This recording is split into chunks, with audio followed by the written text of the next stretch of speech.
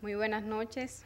Les damos la bienvenida a formar en nombre de la Fundación Global Democracia y Desarrollo, FUNGLODE, y el Instituto Global en Altos Estudios de las Ciencias Sociales y Global al primer Congreso sobre el Estado de las Ciencias Sociales en República Dominicana y América Latina.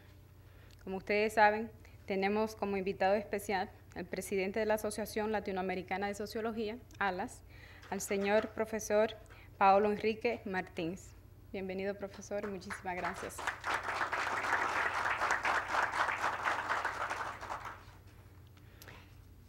El protocolo de la noche de hoy, daremos unas breves palabras ahora, presentaremos al señor rector, el doctor Marcos Villamán, quien dará unas palabras formales de bienvenida en nombre del Instituto Global. Luego presentaremos al profesor Pedro Sotolongo, quien es el profesor visitante del Instituto Global, especialista en los temas de teoría de la complejidad. El profesor Sotolongo va a presentar entonces a nuestro invitado especial, el señor Martins. Para la Fundación Global y para el Instituto Global es un tremendo honor contar con el apoyo de la Asociación Latinoamericana de Sociología y la persona del señor Martins. En el día de hoy hemos tenido algunas reuniones de trabajo con el fin de fortalecer esas relaciones y crear un grupo de trabajo para ir fortaleciendo en toda la región, especialmente el Caribe hispano, junto con el Centroamérica, y fortalecer los lazos con América Latina, que ya, bueno, el señor rector y el profesor Martins le podrá hablar más sobre eso, porque es una relación sumamente importante para el instituto y para la fundación. Damos las gracias una vez más a ustedes. Esperamos que la conferencia y el congreso llenen las expectativas y bienvenidos especialmente a nuestros estudiantes que están acá, egresados. Muchísimas gracias a todos los profesores, coordinadores. Muchísimas gracias y buenas noches. Pasamos la palabra al señor rector. Bueno, buenas noches a todos y a todas. Bienvenidos, bienvenidas. Para el Instituto Global de Altos Estudios en Ciencias Sociales, esto constituye un paso más en un camino que se quiere realizar de discusión, prestigio, enseñanza, investigación en ciencias sociales sobre la realidad dominicana. Hace unos meses, quizá un año o un poco más, se nos ocurrió la idea a un grupo de docentes del DI Global de la necesidad de propiciar, ya sea cada año o cada 2 años, un encuentro de científicos sociales en el cual hagamos, y eso queremos hacer ahora, un esfuerzo por pensar la realidad dominicana y de América Latina, y la realidad dominicana en el contexto de América Latina y del mundo, de manera que podamos comprender lo que pasa en el país desde el punto de vista de las ciencias sociales y humanas. Eso existió en República Dominicana hace unas décadas. Los menos jóvenes recordamos que en la década de 70, 80, la opinión pública nacional se concretaba, pasaba por diversas universidades. Teníamos ahí académicos de fuste que discutían equipos de trabajo, de investigación, y allí, repito, como laboratorio de investigaciones y de debate, pasaba la opinión pública, se hacía allí la opinión pública nacional. De un tiempo a esta parte, esto ha venido no ocurriendo así. Y ha habido, desde mi punto de vista, un cierto declive de las ciencias sociales en República Dominicana. Nuestra idea es que sin ese aporte de las ciencias sociales al pensamiento sobre la realidad dominicana hay un gran déficit. Y el punto de vista solo del sentido común no es suficiente para entender lo que pasa en el país. Temas como la violencia de género, el tema del narcotráfico, el tema de la dificultad con respecto a la cuestión ecológica, el tema de la pobreza, son grandes temas que la prensa todos los días aborda, pero no lo aborda desde las ciencias sociales, sino los aborda como Dios lo va a entender a cada quien. Entonces, ¿qué queremos hacer? Justamente volver a recuperar una tradición de que tengamos en el país un esfuerzo sostenido por pensar lo que pasa en República Dominicana desde la perspectiva de las ciencias sociales y humanas. Y por eso hemos convocado este evento, que nos alegra mucho porque tenemos acá gente joven que está participando, porque esa es la generación de relevo que puede tomar justamente la decisión de continuar en esta reflexión y en esta búsqueda de comprensión de qué pasa hoy en República Dominicana, en un mundo cada vez más complejo y complicado, las dos cosas, ¿sí? que nos demanda comprensiones más acertadas sobre lo que sucede y elaboración de políticas para responder a esos problemas de manera más acuciante. De manera que empezamos esta tradición, queremos hacer una tradición con este evento y queremos que ustedes nos apoyen y nos apoyemos todos y todas en este esfuerzo de pensar República Dominicana desde las ciencias sociales. Vamos a tener un día de trabajo hoy, una conferencia hoy y mañana todo el día de trabajo con diferentes paneles que van a abordar aspectos diversos de la realidad de República Dominicana y que van a empezar a instituir este esfuerzo anual o bianual de encuentro de sociólogos, politólogos o politólogas, educadores, filósofos, filósofas, para poder abordar lo que pasa en el país. Hace un rato tuvimos un panel primero de profesores sobre epistemología de las ciencias sociales que fue muy exitoso, compuesto básicamente por sociólogos y filósofos.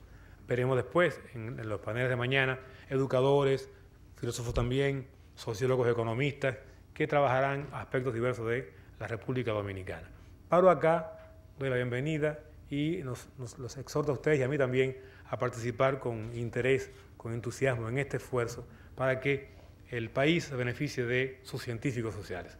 Para el global esto es una gran ocasión de sentirnos regocijados en este camino que iniciamos ahora en estos aspectos. Buenas noches, doy paso al profesor Sotolongo.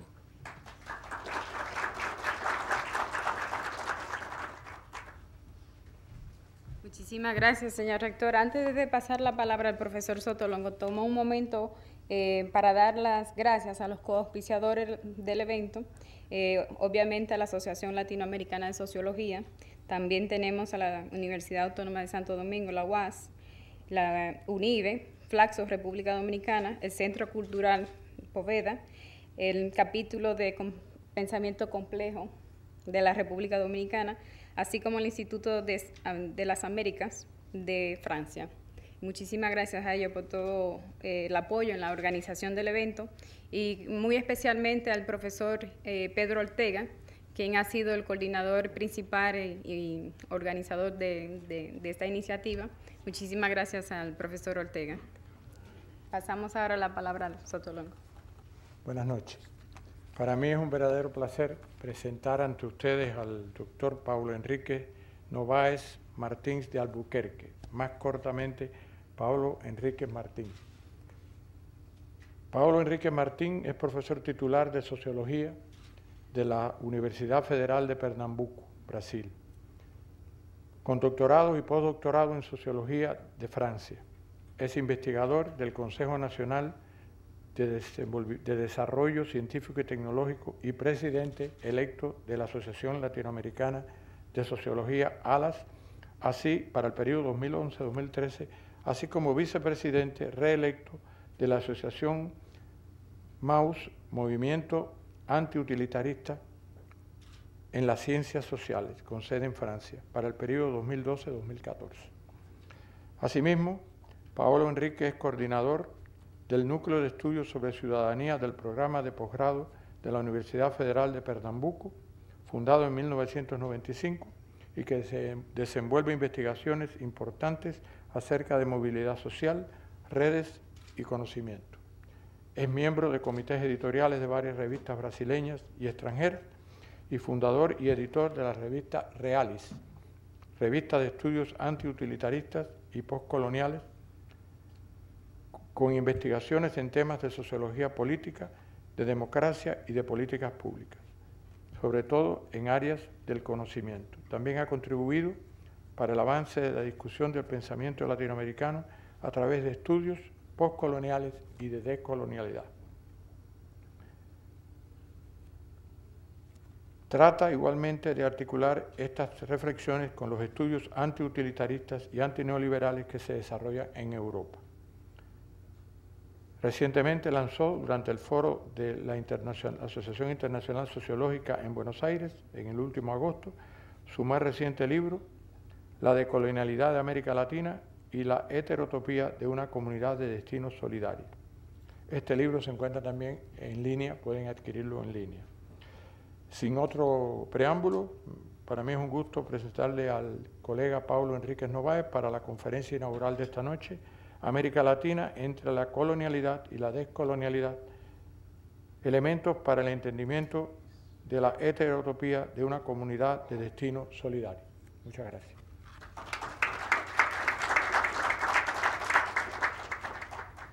Buenas noches o buenas tardes. Me gostaria de agradecer a invitação para vir aqui à República Dominicana para compartilhar com vocês o projeto de alas que estamos construindo em conjunto neste momento, em la preparação do Congresso de Chile em ano próximo, que vai passar entre 31 de setembro e 4 de outubro em Santiago de Chile. Gostaria de agradecer ao Instituto Global de Altos Estudos e Ciências Sociais, ao reitor Marcos, ao professor Soto, à vice-reitora Elizabeth, ao Pedro, que fez nosso contato, Pedro Ortega, todo esse tempo. Então, estou aqui fazendo também uma comunidade de amigos, ademais de colegas. Estou compartilhando ideias que me parecem, a nós outros parecem óbvias. Então, quando passamos a verificar que estamos compartilhando ideias óbvias, é que algo está acontecendo de interessante.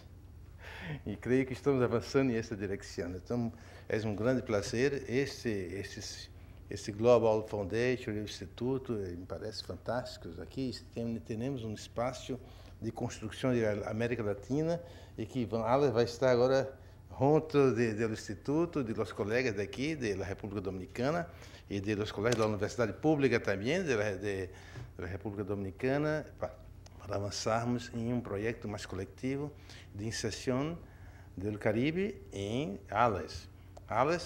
Caribe tem seu espaço político em alas, desde sempre, com suas particularidades, claro. Para nós outros de alas, América Latina, Caribe, América Latina e Caribe. Então, tinha um espaço mais que importante que nós outros denominamos que o propósito de alas é o estudo sobre estudos interdisciplinares, a Associação Latino-Americana de Sociologia, de hecho, é uma associação interdisciplinária que foi fundada há 60 anos e temos sociólogos, antropólogos, economistas, historiadores, etnólogos, todos, cientistas políticos. É um grupo muito variado, muito diversificado e muito bueno. Me gusta muito essa ideia de uma associação interdisciplinária, porque favorece esse debate permanente e crítico. Eu não entendo um pensamento latino-americano crítico que seja só disciplinário. O pensamento crítico em antropologia e ciência política, não é possível. O pensamento crítico ele é transversal. Eu creio que os pensamentos disciplinários são sempre pensamentos autoritários. E o pensamento do desenvolvimento, nesse momento, é um pensamento autoritário. Porque as políticas sociais e públicas são decididas desde arriba abaixo, sem a consulta ampla da sociedade civil, aos outros atores, à academia. Então, temos todo o pensamento disciplinário, para mim, é sempre um pensamento autoritário. ALAS é uma associação aberta a uma ampla participação. Então, o objetivo de ALAS é um pensamento interdisciplinário de América Latina e Caribe. Bueno, acontece que o Caribe não está participando ativamente deste consórcio, amplo consórcio. Havia um herói que estava no Congresso de Recife, o professor Pedro, é o único, nas estatísticas de ALAS, havia um solo dominicano que estava presente. O professor Pedro estava presente em Recife. Então, temos que ampliar essa presença. Havia um puerto-riquenho também e havia alguns cubanos. Os cubanos sempre estão presentes em ALAS, que tradicionalmente os cubanos estão presentes em ALAS. Mas agora temos que diversificar e para mim é um gosto enorme estar com vocês aqui para implicarmos o Caribe em sua posição que tem direito desde sempre. É América Latina e Caribe, não é só América Latina, América Latina e Caribe. Então, há um espaço fantástico e logo estou presenciando aqui, é como se vocês, a República Dominicana, tem um rol central nesse momento de mobilização da comunidade caribenha e toda a complexidade de situações que vocês tinham a oferecer para a construção do pensamento crítico latino-americano, desde a problemática linguística, não, multilingües aqui nessa região, a problemática de migrações, as fronteiras com os Estados Unidos, com a Europa, há muitas particularidades históricas e culturais interessantes em Caribe, e vocês, de República Dominicana, são também responsáveis agora, neste momento, para impulsionar esta discussão crítica em ALAS. ALAS, então, talvez a mais importante associação continental do planeta. Nós temos uma associação como ISA, Associação Mundial, mas não temos associação continental como ALAS. Temos uma associação de ciências sociais em África, temos uma associação em Índia, nacionais, mas não temos uma associação com essa dimensão. Então, é importante, nesse momento da crise evidente do planeta, e que a América Latina também está entrando nesta crise, que o pensamento crítico se posicione mais ativamente na discussão do processo de câmbio social, econômico, político e institucional. O texto que apresento a vocês é uma síntese com alguns desenvolvimentos do livro que publiquei há pouco em Buenos Aires, sobre a decolonialidade da América Latina e a heterotopia de uma comunidade de destino solidária. Aí, neste título, que aqui está, porque eu reorganizei o texto para esta conferência, como América Latina entre a colonialidade e a decolonialidade, elementos para o entendimento da heterotopia de uma comunidade de destino solidária. Há aqui muitos temas teóricos, muitos pontos a discutir, a intercambiar com vocês. O primeiro tema é se a América Latina é de hecho um conjunto que seja objeto de uma investigação, de uma reflexão coletiva em ciências sociais ou não. Esse tema foi planteado em México há 50 anos, quando o professor Pablo González Casanova decidiu a criação do Instituto Latinoamérica de la UNAM, Universidade Nacional Autônoma de México, e a gente lhe dizia: você é louco, não há América Latina. Há várias províncias, países que foram construídos aleatoriamente por la colonialidade e que não têm nada a ver uns com os outros, nada a ver. Então, nós temos só que guardar nossas referências políticas, econômicas, históricas com os países que fundaram o que nós chamamos aqui de América Latina, porque não era América Latina. Então, Pablo González Casanova foi um visionário e insistiu sobre essa ideia de pensar a Latinoamérica, e desde então se prosperou e avançou essa ideia de pensar o conjunto da Latinoamérica como uma unidade. E hoje, mais que nunca, nesse momento de organização de um sistema global, mundial, um sistema globo, um sistema world system, como lhe disse o professor Wallerstein, é o momento de saber como a América Latina se posiciona face a movimentos de câmbios importantes no centro e na periferia, em Europa, Estados Unidos, Ásia, China, Índia, África, muitos câmbios, e Latinoamérica tinha que posicionar-se também. Bem, nós nos posicionamos como bloco, como um conjunto sistêmico, ou como nada, como uma fragmentação sistêmica. Temos que, essa é uma decisão que a academia tem que produzir, essa reflexão. Se quer se posicionar-se em um novo mundo como um sistema continental, que tem sua presença intelectual, política em o mundo, ou como uma fragmentação, como colônias que se vão em la vida. Creio que é um momento de muitas decisões para nós outros. Há fragmentações importantes em todo o planeta. A Europa, centro-periferia, a Europa está mais do que nunca bem presente neste momento. Bem, este texto, eu busco analisar a crise deste momento, mas também buscar entender um pouco a formação da América Latina. Essa é a hipótese de partida, não? Que a América Latina existe como um conjunto. Pero eu digo que não há uma comunidade de origem. Esta é a primeira questão. A América Latina é uma comunidade de origem? Ou a América Latina pode ser uma comunidade de destino? Eu digo, a América Latina nunca ha sido uma comunidade de origem. Porque basta analisarmos a expressão América Latina. A América vem de Américo.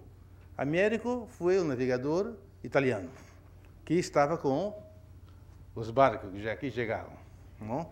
E Latina é a etnia dos conquistadores. A América Latina é uma violência semântica.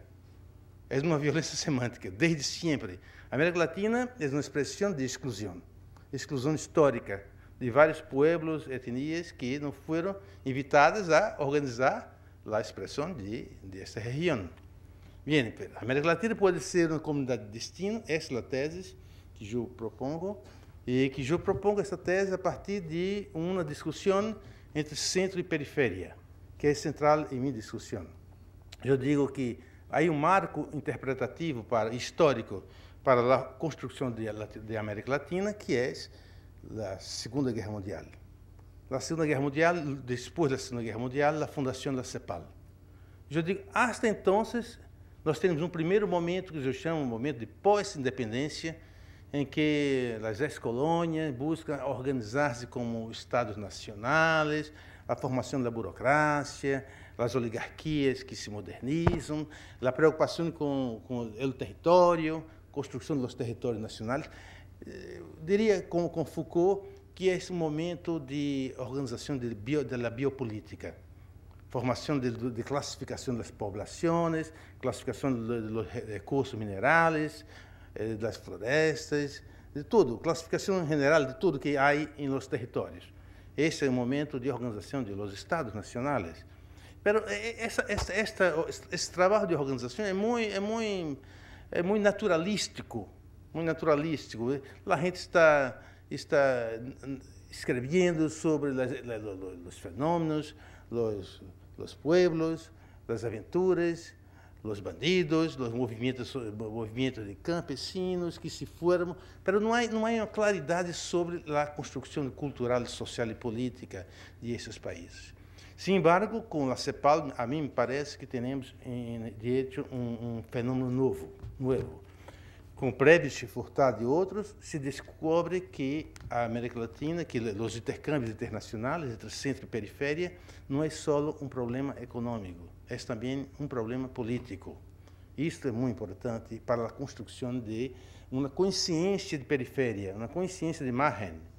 A ideia de que a degradação dos intercâmbios entre os países produtores de manufaturas industriais e os produtores de matéria-prima, esse intercâmbio, a deterioração da cooperação do mercado internacional não é só um problema econômico, é um problema político. O que os economistas observavam, Prebisch observou e Furtado e outros, é que os países industrializados estavam mais ricos, não? E os outros mais pobres. Então, havia que discutir politicamente essa questão. Esse foi um marco decisivo da fundação da CEPAL, e então temos, nesse momento, a reforma do Estado, o poder central. Havia, bueno, como agora vamos afrontar, enfrentar essa situação de degradação, de exclusão, de periferização crescente. Temos que ter uma ação política. Que é ser? É o Estado. Temos que organizar um Estado poderoso. Temos que organizar políticas públicas, reforma fiscal, cambial, monetária, criação de bancos de desenvolvimento, criação de uma burocracia, uma tecnocracia para o desenvolvimento. Então, isso foi um momento político muito importante. Em seguida, esse momento, esse movimento de politização das relações centro-periferia foi profundizado com a teoria da dependência. A teoria da dependência passou a questionar com mais profundidade a ideia da política, dos conflitos políticos entre a burguesia nacional, internacional, as classes obreiras, a classe média. E então houve um grande debate público, não? Fernando Henrique Cardoso, Faleto, Teotônio dos Santos, há muitos atores implicados na discussão da teoria da dependência, que foi um avanço nessa discussão de problematização do centro e da periferia. É em essa direção que eu digo que se foi construindo uma ideia de uma comunidade de destino solidária, que não havia até esse momento anterior. Outros continentes de periférias passaram a viver diferentes momentos de construção de suas autonomia, de processo de autonomia. Na Índia, por exemplo, toda a discussão de colonialidade em Índia se passa muito por o tema da nacionalidade e democracia. Claro, um país tradicional, milenário, com uma tradição cultural de milhares de anos, e como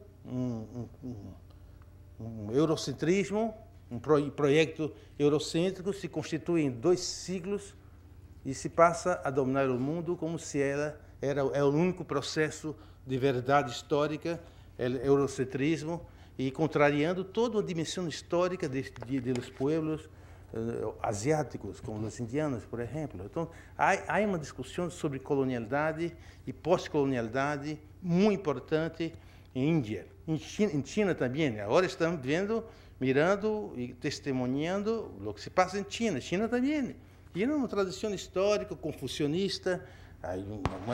É muito interessante a organização das empresas em China, que há um paternalismo muito acentuado, a ideia do confucionismo, da família, muitas pequenas empresas que são como famílias, que todos vivem na empresa. Um amigo meu empresário foi em China e disse: é impressionante, porque os obreiros vivem na fábrica e só tinham 15 dias ao final do ano para visitar sua comunidade. E depois, então, é impressionante, todos vivem dentro. E fazem Tai Chi Chuan, e vivem em conjunto, fazem festas, todos dentro do mesmo espaço de produção e de vivenda. É outra realidade completamente diferente para nós outros, não? A realidade latino-americana, então, é uma realidade de problematização política da relação centro-periferia. Não tem essa discussão do confucionismo, de um poder tradicional que organiza moralmente a sociedade. Não tem essa questão da cultura indiana e toda essa dimensão do nacionalismo indiano. Mas temos uma outra questão. A Latinoamérica tem a questão da política. Problematizar a periferia, politicamente. Isto é uma dimensão mais importante para nós outros que respeito aos outros povos de Ásia e África. Então, estamos avançando nessa discussão da politização, mas há um problema nessa discussão dessa fase, da segunda fase. A primeira fase, pós-independência, essa segunda fase, desde CEPAL, eu chamo pós-colonialismo crítico. Há um problema com o pós-colonialismo crítico, que se politizou a relação centro-periferia, mas não se problematizou culturalmente a ideologia do desenvolvimento e do crescimento econômico ilimitado. Entende? Há aqui algo problemático. Não? Havia, por os bancos de desenvolvimento, por a política internacional dos Estados Unidos e dos países mais avançados, a ideia da teoria da modernização, vocês conhecem bem, Rostov, as etapas do desenvolvimento, esta teoria da modernização, do desenvolvimento econômico, ela não foi questionada profundamente por os teóricos cepalianos. Não foi, nem também por a dependência. Toda a discussão da teoria da dependência e da teoria estruturalista da CEPAL não foi de problematizar a ideologia do desenvolvimento, do progresso econômico ilimitado. Não se problematizou isso. Se manteve esta ideia do Estado do desenvolvimento, avançando nesta direção. E este é o problema a mim parece, o problema da teoria da dependência, que não lograram sair desse esquema do progresso econômico, que é um esquema da teoria da modernização, que passou por a teoria de CEPAL, por a teoria da dependência.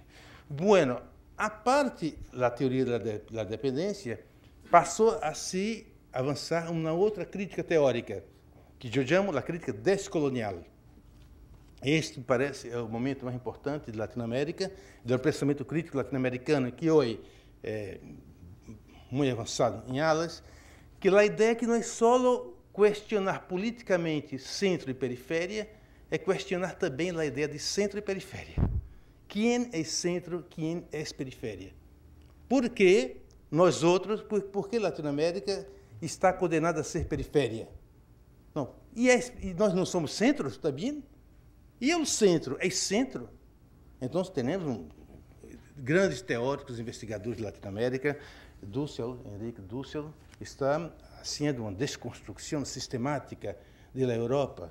Ele está demonstrando que não havia o projeto hegeliano do sujeito histórico que avança desde sempre, desde o cristianismo, desde a Grécia, um projeto. Dussel demonstra que tudo é uma ficção. Tudo isso foi construído a partir da filosofia europeia, de Hegel, de Kant, para demonstrar que a Europa existia desde sempre e que não é verdade. Não é verdade. A Europa existe há 200 anos como projeto político. Antes havia vários impérios coloniais se peleando para ocupar espaços. O que existia era assim. Existiam grandes potências, como a China, havia os espaços da Ásia, não? Temos várias situações de países, de situações do islamismo, os países, não eram países, mas nações islâmicas. Havia, sim, muito outros centros de produção. O islamismo era talvez o centro mais importante de construção do sistema de mercantil no Mediterrâneo. Então, se construiu uma ideologia de Europa como sendo o projeto histórico da humanidade, e isso passou a ser como uma referência por a colonialidade, por toda a colonialidade. Esse sistema está sendo desconstruído neste momento. Há esse momento de desconstrução da Europa, e a desconstrução da Europa não está mais avançada porque existe a zona do euro. Essa zona do euro está permitindo reproduzir a aliança. É evidente que a situação é muito crítica para a Alemanha, a França e os países centrais, porque a Inglaterra está do lado de cá, Portugal e Espanha estão mais para o sul, estão com nós outros neste momento. Então, a Europa está vivendo uma situação de fragmentação, de sumitologia de eurocentrismo. Isso vai na direção que o centro, que era centro, não é mais centro. E a periferia não é mais periferia, é também centro. Este nós chamamos de projeto da descolonialidade. Mas, ao mesmo tempo que se avança a desconstrução do centro da periferia, se avança desde dois lugares, dois pontos, e eu abro meu livro, há uma desconstrução desde a Europa, é o avanço da teoria crítica, da teoria social de Europa, sobretudo uma teoria anti-utilitarista, uma teoria que vai criticar a ideia que todo homem é egoísta.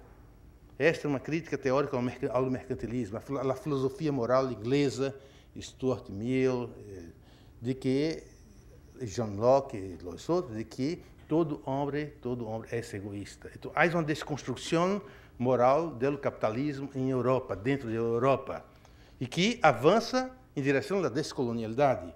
Que quando se faz a crítica ao utilitarismo mercantilista em Europa, a experiência da colonialidade aparece, a colonização das mulheres, a colonização dos estrangeiros, a colonização das populações que viviam e vivem em Europa. Nesse momento, as grandes cidades europeias são centros de grandes peleias de desconstrução. As gerações de árabes e africanos que não falam mais francês nem árabe e que estão peleando por organizar algum espaço de sobrevivência. Então, há muitos espaços de desconstrução de Europa, e é muito teórico hoje em Europa que estão desconstruindo a Europa desde a Europa. E nas margens passam a avançar também na construção do pensamento. Mas o que se passa de complexo nesse momento? O pensamento crítico latino-americano não logrou entender a modernização do Pacto del Desarrollo. É o Pacto del Desarrollo que se desde a teoria da modernização, desde a ideia do progresso econômico, desde a modernização das oligarquias agrárias, desde a indústria do capital estrangeiro. Esse projeto de desenvolvimento, entre os anos 40 e os anos 80, se basou em uma ideia muito sencilla, não? A ideia de que para superar, a palavra superar, se diz superar a ideia do subdesenvolvimento, havia que investir na formação das cidades. O êxodo rural urbano, havia que destruir as atividades agrícolas tradicionais. Essa é a ideia de que é o centro, para ser centro, para chegar à modernização, temos que cambiar e formar uma classe trabalhadora nas cidades, de assalariados. Então, a ideia de cidadania em esse projeto foi de redistribuição de ganhos e formação de uma classe trabalhadora de mercado de trabalho urbano. Este projeto se agotou nos anos 80, porque houve um êxodo rural urbano enorme. E as cidades se agotou também, porque se percebeu que a migração por as cidades não organizou a classe trabalhadora assalariada, ao contrário, formação de exclusões crescentes nas grandes cidades da Latinoamérica. Então, houve o segundo passo que nós outros não compreendemos. A ideia foi de que agora não há mais desenvolvimento. O desenvolvimento acabou nos anos 80, agora temos o neoliberalismo. E agora estamos percebendo, nesse momento, que o desenvolvimento não acabou. O que houve foi o câmbio do pacto de modernização do desenvolvimento. A ideia de que teníamos que organizar uma classe, um mercado de trabalho urbano, agora não é mais isto. Agora, como já temos o mercado de trabalho urbano, não é mais o reto do desenvolvimento, agora temos que organizar a classe de consumidores. Então, se passou um novo pacto de dominação em que os sindicatos avançaram muito fora da América Latina, sobretudo nas áreas onde havia grandes investimentos estrangeiras em bens duráveis e não duráveis, como automóveis, veículos e televisões e tudo isso. E se um novo pacto de poder entre agronegócios, exportadores, minerais, extrativismo, classes proprietárias para exploração de extrativismo e também a produção de bens duráveis e não duráveis. E houve um novo pacto de dominação desde os anos 90 e com resultados catastróficos. Na situação do Brasil, eu falava um pouco sobre isso e me gostaria de compartilhar com vocês. É de muita preocupação, porque o presidente Lula, que todos amamos, se apresentou na organização da presença do PT, Partido dos Trabalhadores, no governo do Brasil.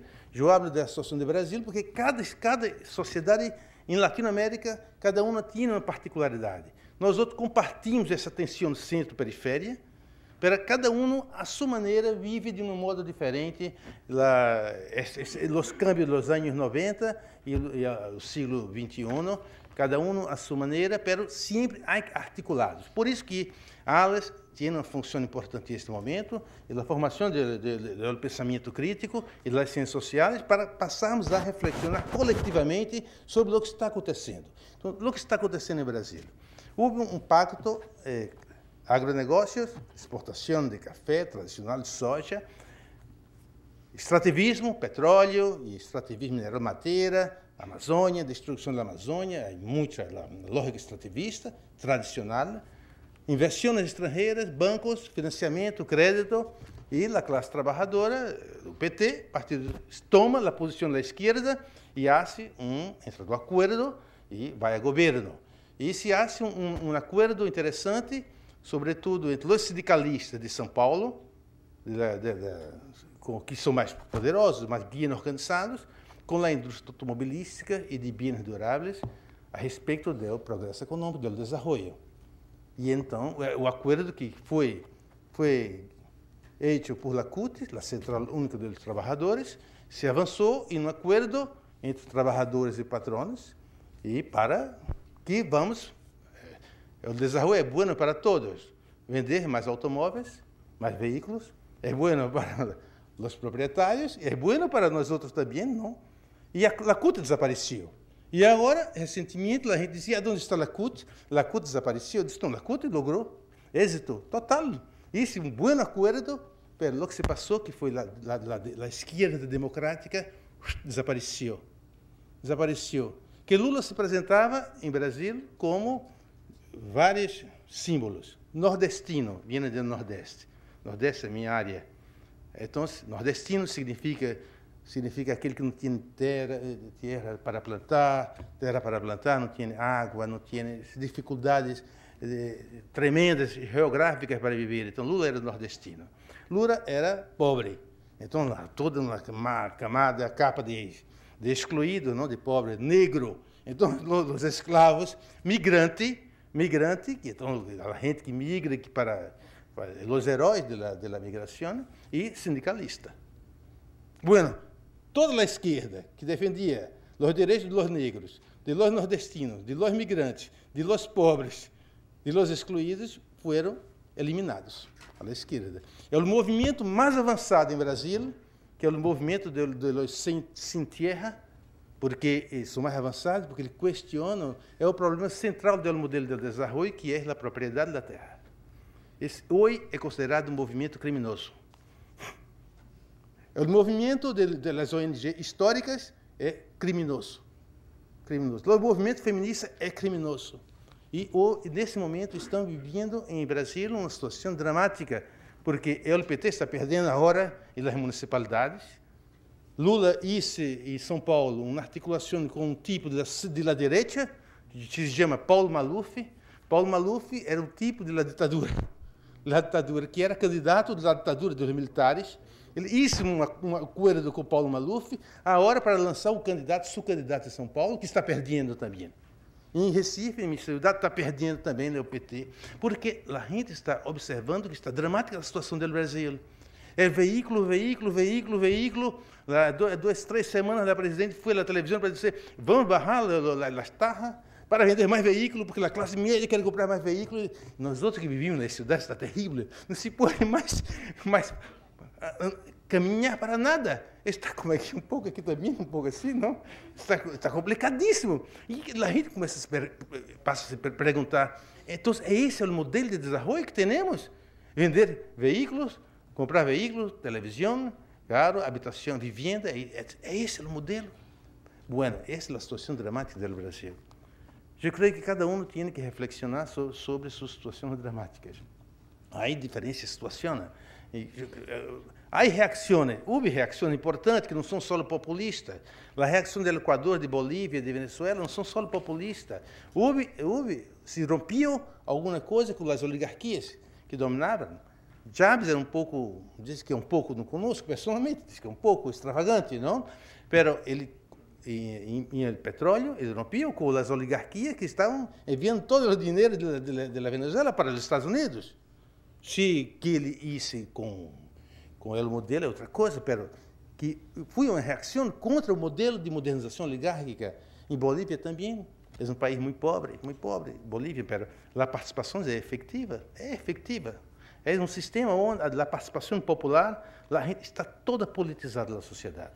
Toda politizada. Não há como dizer que vai destruir esse sistema, porque toda a comunidade boliviana está mobilizada hoje para defender seu projeto civilizatório, seu Estado plurinacional.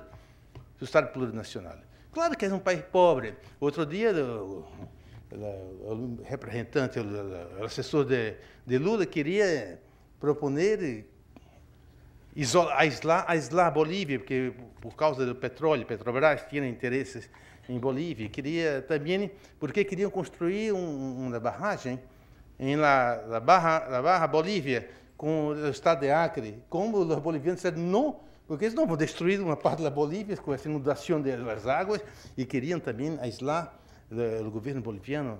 Então, entenda, a situação é muito complexa em termos de relações dentro da Latinoamérica. E nós outros estamos um pouco completamente... a academia não tem um discurso. A academia não tem, nesse momento, uma crítica teórica de lo que se passa. Nós temos que construir imediatamente, porque estamos um pouco limitados e subalternados por uma ideologia do desenvolvimento. Eu creio que esse é o problema que tem uma economia do desenvolvimento que subalternou a sociologia. E a sociologia crítica quedou prisioneira da economia do desenvolvimento. E as consequências são terríveis nesse momento.